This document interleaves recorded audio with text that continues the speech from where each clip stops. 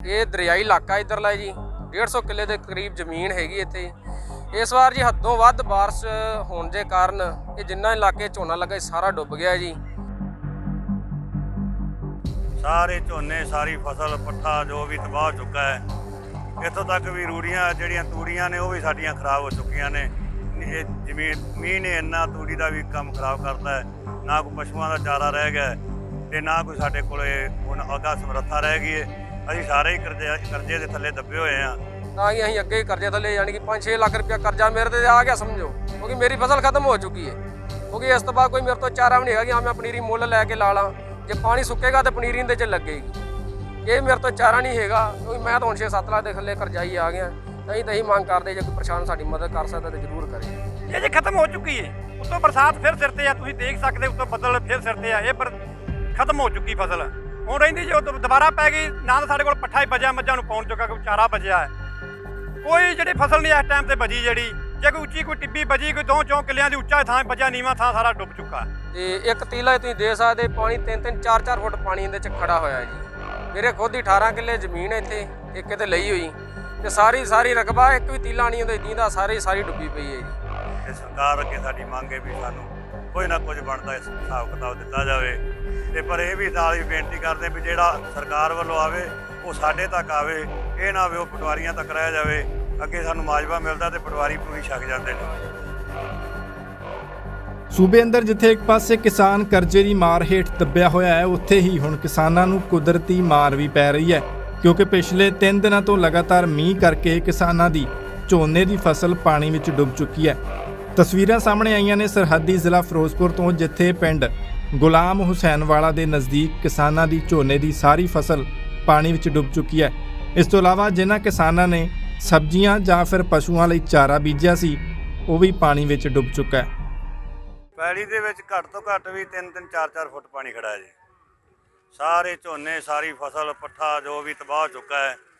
ਇੱਥੋਂ ਤੱਕ ਵੀ ਰੂੜੀਆਂ ਜਿਹੜੀਆਂ ਤੂੜੀਆਂ ਨੇ ਉਹ ਵੀ ਸਾਡੀਆਂ ਖਰਾਬ ਹੋ ਚੁੱਕੀਆਂ ਨੇ।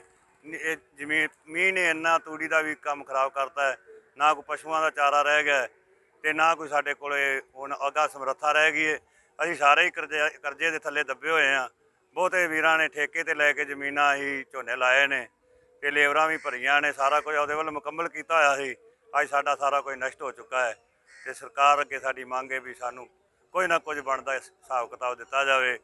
ਤੇ ਪਰ ਇਹ ਵੀ ਨਾਲ ਹੀ ਬੇਨਤੀ ਕਰਦੇ ਵੀ ਜਿਹੜਾ ਸਰਕਾਰ ਵੱਲੋਂ ਆਵੇ ਉਹ ਸਾਡੇ ਤੱਕ ਆਵੇ, ਇਹ ਨਾ ਹੋਵੇ ਉਹ ਪਟਵਾਰੀਆਂ ਤੱਕ ਰਹਿ ਜਾਵੇ। ਅੱਗੇ ਸਾਨੂੰ ਮਾਜਵਾ ਮਿਲਦਾ ਤੇ ਪਟਵਾਰੀ ਪੂਰੀ ਛਕ ਜਾਂਦੇ ਨੇ। ਤੇ ਸਾਡੀ ਹੱਥ ਜੋੜ ਕੇ ਬੇਨਤੀ ਹੈ ਵੀ ਜਿਹੜਾ ਆਵੇ ਉਹ ਭਾਵੇਂ ਪਿੰਡ ਇਕੱਠੇ ਕਰਕੇ ਉੱਥੇ ਵੰਡ ਦੇਣ ਜਾਂ ਸਾਨੂੰ ਉੱਥੇ ਬੁਲਾ ਕੇ ਉੱਥੇ ਸਾਡੇ ਹੱਥੀਂ ਉਹ ਜਿਹੜਾ ਕੁਝ ਦੇਣਾ ਹੈ ਉਹ ਦਿੱਤਾ ਜਾਵੇ। ਇਹ ਬੇਨਤੀ ਸਾਡੀ ਸਰਕਾਰ ਨੂੰ। ਮੇਰਾ ਨਾਮ ਬਾਬਾ ਬੋੜ ਸਿੰਘ ਹੈ ਜੀ।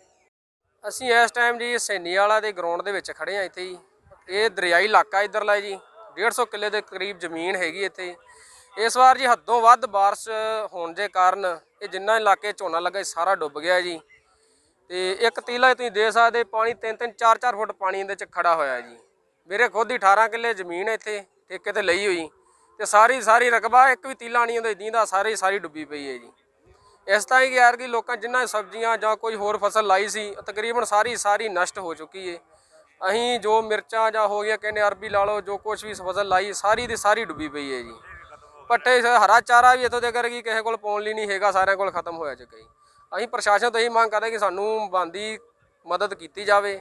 ਤਾਂ ਕਿ ਅਸੀਂ ਅੱਗੇ ਹੀ ਕਰਜ਼ੇ ਥੱਲੇ ਯਾਨੀ ਕਿ 5-6 ਲੱਖ ਰੁਪਇਆ ਕਰਜ਼ਾ ਮੇਰੇ ਤੇ ਆ ਗਿਆ ਸਮਝੋ, ਕਿਉਂਕਿ ਮੇਰੀ ਫਸਲ ਖਤਮ ਹੋ ਚੁੱਕੀ ਹੈ। ਕਿਉਂਕਿ ਇਸ ਤੋਂ ਬਾਅਦ ਕੋਈ ਮੇਰੇ ਤੋਂ ਚਾਰਾ ਵੀ ਨਹੀਂ ਹੈਗਾ ਕਿ ਹਾਂ ਮੈਂ ਪਨੀਰੀ ਮੁੱਲ ਲੈ ਕੇ ਲਾ ਲਾਂ। ਜੇ ਪਾਣੀ ਸੁੱਕੇਗਾ ਤਾਂ ਪਨੀਰੀ ਇਹਦੇ 'ਚ ਲੱਗੇਗੀ। ਇਹ ਮੇਰੇ ਤੋਂ ਚਾਰਾ ਨਹੀਂ ਹੈਗਾ, ਕਿਉਂਕਿ ਮੈਂ ਤਾਂ ਹੁਣ 6-7 ਲੱਖ ਦੇ ਥੱਲੇ ਕਰਜ਼ਾਈ ਆ ਗਿਆ। ਤਾਂ ਹੀ ਮੰਗ ਕਰਦੇ ਜੇ ਕੋਈ ਪ੍ਰਸ਼ਾਸਨ ਸਾਡੀ ਮਦਦ ਕਰ ਸਕਦਾ ਤਾਂ ਜ਼ਰੂਰ ਕਰੇ। ਹਾਂਜੀ ਪੂਰਾ ਹੀ 3-3 4-4 ਫੁੱਟ ਪਾਣੀ ਖੜਾ ਹੈ ਜੀ। ਕਿੰਨੇ ਕਿੱਲੇ ਪੈਲੀ ਤੁਹਾਡੀ? ਮੇਰੇ ਕੋਲ 18 ਕਿੱਲੇ ਜ਼ਮੀਨ ਹੈ ਠੇਕੇ ਤੇ ਜੀ। ਸਾਰਾ ਝੋਨਾ ਲਾਇਆ ਹੋਇਆ? ਹਾਂਜੀ ਸਾਰਾ ਝੋਨਾ ਸੀਗਾ ਜੀ। ਇਸੇ ਕੋਈ ਇੱਕ ਵੀ ਰਕਬਾ ਨਹੀਂ ਇਹੋ ਜਿਹਾ ਹੈਗਾ ਕਿ ਹਾਂ ਵੀ ਜਿੰਦਾ ਕੋਈ ਤੀਲਾ ਬਚਿਆ ਹੋਵੇ। ਸਾਰਾ ਡੁੱਬ ਗਿਆ ਜੀ। ਕੁਦਰਤੀ ਮਾਰ ਹਿੱਲੇ ਵੀ ਪੈ ਰਹੀ ਕੀ ਪੈ ਰਹੇ ਜੀ। ਕਾਰਨ ਇਹ ਜੀ ਕੁਦਰਤੀ ਬਰਸਾਤ ਹੀ ਹੈ ਜੀ। ਇਹ 2 ਦਿਨ ਪਹਿਲਾਂ ਲਗਾਤਾਰ ਬਰਸਾਤ ਹੋਈ ਹੈ। ਪਹਿਲਾਂ 12 ਤਰੀਕ ਨੂੰ ਹੋਈ, ਫਿਰ 13 ਤਰੀਕ ਨੂੰ ਹੋਈ। ਸਾਰੀ ਰਾਤ ਤਾਂ ਚੱਲਦਾ ਰਿਹਾ, 2 ਵਜੇ ਤੋਂ ਚੱਲੀ ਤੇ 12-1 ਵਜੇ ਤੱਕ ਸੁਬਾਹ ਪਈ ਹੈ। ਤੇ ਹਾਲੇ ਵੀ ਬਰਸਾਤ ਬੱਦਲ ਉੱਪਰ ਖੜਾ ਹੈ। 1-2 ਦਿਨਾਂ ਦੇ ਵਿੱਚ ਫਿਰ ਭਾਰੀ ਮੀਂਹ ਦਾ ਦੱਸ ਰਹੇ ਨੇ ਇਹਨੂੰ ਜੀ। ਅਸੀਂ ਤਾਂ ਇਹੀ ਕਹਾਂਗੇ ਜੋ ਸਰਕਾਰ ਸਾਡੀ ਮਦਦ ਕਰ ਸਕਦੀ ਹੈ ਸਾਡੇ ਗਰੀਬ ਕਿਸਾਨਾਂ ਦੀ ਮਦਦ ਕਰੇ ਜ਼ਰੂਰ ਜੀ। ਫਿਰੋਜ਼ਪੁਰ ਦੇ ਨਾਲ ਲੱਗਦੀ ਬੈਲਟ ਜੇ ਅਸੀਂ ਗੱਲ ਕਰੀਏ ਸਾਰੀ ਝੋਨੇ ਦੀ ਇੱਥੇ ਇਸ ਟਾਈਮ ਡੁੱਬੀ ਵੀ ਹਾਂਜੀ ਸਾਰੀ ਤਕਰੀਬਨ ਤੁਸੀਂ ਇਲਾਕਾ ਵੇਖ ਸਕਦੇ ਹੋ, ਤੁਸੀਂ ਵੀਡੀਓਗ੍ਰਾਫੀ ਕਰੋ, ਇਹ ਤਕਰੀਬਨ ਸਾਰਾ ਇਲਾਕਾ ਇਧਰ ਸਾਰਾ ਡੁੱਬਿਆ ਪਿਆ ਜੀ। ਕੋਈ ਮੇਰਾ ਵੀਰ ਭਰਾ ਇਹੋ ਜਿਹਾ ਨਹੀਂ ਹੋਇਆ ਜਿੰਦੀ ਫਸਲ ਬਚੀ ਹੋਵੇਗੀ ਜੀ। ਮੇਰਾ ਨਾਮ ਹਰਵਿੰਦਰ ਸਿੰਘ ਹੈ ਜੀ। ਇਹ ਜੀ ਰਬਕਾ ਹੈਗਾ ਗੁਲਾਮ ਹੁਸੈਨ ਦਾ। ਇੱਥੇ ਅਸੀਂ ਜਿੱਥੇ ਆਪਾਂ ਖੜੇ ਹੋਏ ਆ, ਇੱਥੇ ਤੁਸੀਂ ਕੈਮਰਾ ਘੁਮਾ ਕੇ ਪਿੱਛੇ ਵੀ ਵੇਖ ਲਓ, ਚਾਰ ਸਵੇਰੇ ਵੇਖ ਲਓ, ਸਾਰੀ ਜਿਹੜੀ ਝੋਨੇ ਦੀ ਫਸਲ ਸੀ, ਜੋ ਪੱਠੇ ਦੀ ਫਸਲ ਸੀ, ਸਬਜ਼ੀਆਂ ਦੀ ਫਸਲ ਸੀ, ਉਹ ਸਾਰੀ ਡੁੱਬੀ ਪਈ ਹੈ। ਜਿਹੜਾ ਬੇਮੌਸਮੀ ਬਰਸਾਤ ਹੋਈ ਹੈ 13 ਤਰੀਕ ਨੂੰ ਰਾਤ ਨੂੰ ਸ਼ੁਰੂ ਹੋਈ ਤੇ 14-15 ਤੱਕ ਸਾਰ ਪੈਂਦੀ ਰਹੀ ਆ, ਉਹ ਬੇਮੌਸਮੀ ਕਰਕੇ ਜਿਹੜੀ ਬਰਸਾਤ ਕਰਕੇ ਨਾ ਜਿਹੜੀ ਫਸਲ ਜਿਹੜੀ ਉਹ 3 ਤੋਂ 4 ਫੁੱਟ ਜਿਹੜਾ ਝੋਨੇ ਵਿੱਚ ਪਾਣੀ ਖੜਾ ਹੈ, ਉਹ ਜਿਹੜੀ ਝੋਨੇ ਦੀ ਫਸਲ ਹੈ ਜੋ ਸਬਜ਼ੀ ਉਹ ਸਾਰੀ ਮਰ ਚੁੱਕੀ ਹੈ ਇਸ ਟਾਈਮ ਤੇ। ਅਸੀਂ ਤਾਂ ਪ੍ਰਸ਼ਾਸਨ ਅੱਗੇ ਇਹੋ ਹੀ ਮੰਗ ਕਰਦੇ ਹਾਂ ਜਿਹੜਾ ਸਾਡਾ 20,000 ਰੁਪਇਆ ਕਿੱਲੇ ਦੇ ਖਰਚਾ ਆ ਜਾਂਦਾ ਲਾਉਣ ਤੇ ਆ ਜਾਂਦਾ, ਸਾਨੂੰ ਜਿਹੜਾ ਨਾ ਉਹ ਮੁਆਵਜ਼ਾ ਦਿੱਤਾ ਜਾਵੇ। ਤੁਹਾਡੀ ਜਿਹੜੀ ਪੈਲੀ ਹੈ ਜਿਹਦੇ ਪਾਣੀ ਖੜਾ ਹੋਇਆ ਹੈ, ਜੇ ਬਰਸਾਤ ਹੁਣ ਫਿਰ ਪੈਂਦੀ ਤਾਂ ਫਿਰ ਸਾਰੀ ਫਸਲ ਨਸ਼ਟ ਇਹ ਜੇ ਖਤਮ ਹੋ ਚੁੱਕੀ ਹੈ, ਉੱਤੋਂ ਬਰਸਾਤ ਫਿਰ ਸਿਰ ਤੇ ਆ, ਤੁਸੀਂ ਦੇਖ ਸਕਦੇ ਉੱਤੋਂ ਬੱਦਲ ਫਿਰ ਸਿਰ ਤੇ ਆ, ਇਹ ਖਤਮ ਹੋ ਚੁੱਕੀ ਫਸਲ। ਹੁਣ ਰਹਿੰਦੀ ਜੇ ਦੁਬਾਰਾ ਪੈ ਗਈ ਨਾ, ਤਾਂ ਸਾਡੇ ਕੋਲ ਪੱਠਾ ਹੀ ਬਚਿਆ, ਮੱਝਾਂ ਨੂੰ ਪਾਉਣ ਜੋਗਾ ਕੋਈ ਚਾਰਾ ਬਚਿਆ ਹੈ, ਕੋਈ ਜਿਹੜੀ ਫਸਲ ਨਹੀਂ ਇਸ ਟਾਈਮ ਤੇ ਬਚੀ। ਜਿਹੜੀ ਜੇ ਕੋਈ ਉੱਚੀ ਕੋਈ ਟਿੱਬੀ ਬਚੀ, ਕੋਈ 2-4 ਕਿੱਲਿਆਂ ਦੀ ਉੱਚਾ ਥਾਂ ਬਚਿਆ, ਨੀਵਾਂ ਥਾਂ ਸਾਰਾ ਡੁੱਬ ਚੁੱਕਾ। ਤੇ ਸਾਡੀ ਤਾਂ ਇਹੋ ਹੀ ਪ੍ਰਸ਼ਾਸਨ ਅੱਗੇ ਮੰਗ ਹੈ ਵੀ ਜਿਹੜੀ ਸਾਡਾ 20,000 ਰੁਪਇਆ ਕਿੱਲੇ ਦਾ ਖਰਚਾ ਆ ਚੁੱਕਾ, ਗਾਂ ਫਸਲ ਲੇਟ ਹੋ ਚੁੱਕੀ, ਝੋਨੇ ਦੀ ਗਾਂ ਹੋਣੀ ਨਹੀਂ, ਖਤਮ ਹੋ ਚੁੱਕਿਆ, ਟਾਈਮ ਲੰਘ ਚੁੱਕਾ ਹੈ। ਇਸ ਟਾਈਮ ਲੰਘ ਚੁੱਕਿਆ ਜੀ, ਗੱਲ ਵੀ ਹੁਣ ਫਸਲ ਝੋਨਾ ਹੋਣਾ ਨਹੀਂ, ਗਾਂ ਪਨੀਰੀਆਂ ਸਾਨੂੰ ਮਿਲਣੀਆਂ ਨਹੀਂ। ਜੇ ਪਨੀਰੀ ਪਹਿਲੀ ਗੱਲ ਤਾਂ ਕਿਸੇ ਕੋਲ ਹੈ ਨਹੀਂ ਇਸ ਟਾਈਮ ਤੇ, ਜਿਹੜਾ ਪਨੀਰੀ ਦਾ ਝੋਨੇ ਦੀ ਪਨੀਰੀ ਹੁੰਦੀ ਉਹ ਇਸ ਟਾਈਮ ਤੇ ਸਾਰ ਲੱਗ ਚੁੱਕੀ ਹੈ। ਦੁਬਾਰਾ ਕਿ ਹੁਣ ਬੀਜਾਂਗੇ ਉਹ ਲੇਟ ਹੋ ਗਈ, ਖਤਮ ਹੋ ਚੁੱਕੀ, ਨਾ ਸਾਡੇ ਗਾਂ ਦੁਬਾਰਾ ਫਸਲ ਵੀ 2-3 ਮਹੀਨੇ ਦੇ ਵਿੱਚ ਪਹਿਲੇ ਪਾਣੀ ਨਹੀਂ ਸੁੱਕਣਾ ਜੀ। ਜਿਹੜਾ 3 ਤੋਂ 4 ਫੁੱਟ ਪਾਣੀ ਕਿੱਥੋਂ ਸੁੱਕ ਜੂਗਾ, ਉੱਤੋਂ ਤਾਂ ਬਰਸਾਤ ਫਿਰ ਸਿਰ ਤੇ ਆ। ਕੀ ਨਾਮ ਹੈ ਤੁਹਾਡਾ? ਕੁਲਵੰਤ ਸਿੰਘ ਜੀ।